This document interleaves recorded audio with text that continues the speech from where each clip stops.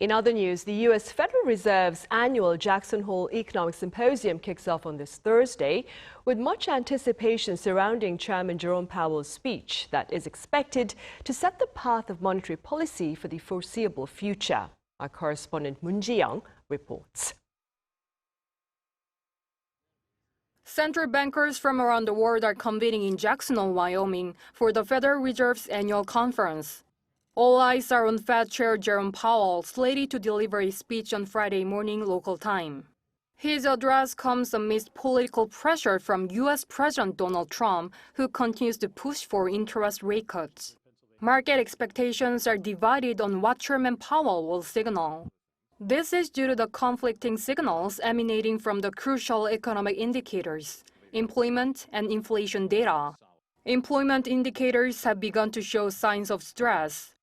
U.S. employment growth in July proved weaker than anticipated.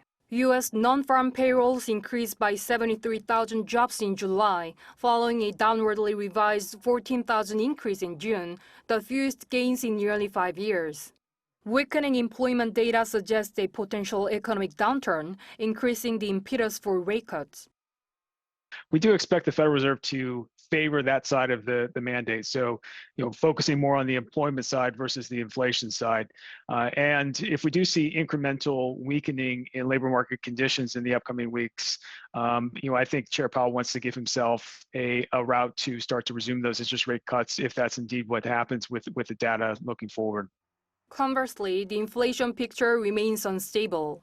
The U.S. Producer Price Index for July surged by 0.9%, exceeding the forecasted 0.2% increase and the largest monthly increase since June 2022. This inflationary pressure hinders prospects for rate cuts. Meanwhile, minutes from the Fed's July session indicate that most policymakers largely agreed on maintaining the interest rate at 4.25% to 4.5%, primarily citing heightened inflation risks stemming from President Trump's tariff policies. Notably, however, 2 members of the Fed committee dissented from this status quo, voting instead for a 25 basis point rate cut at the last policy meeting on July 29th and 30th. This marks the first time since 1993 that more than one Fed governor has voted against a rate decision. Moon Ji-young, Arirang News.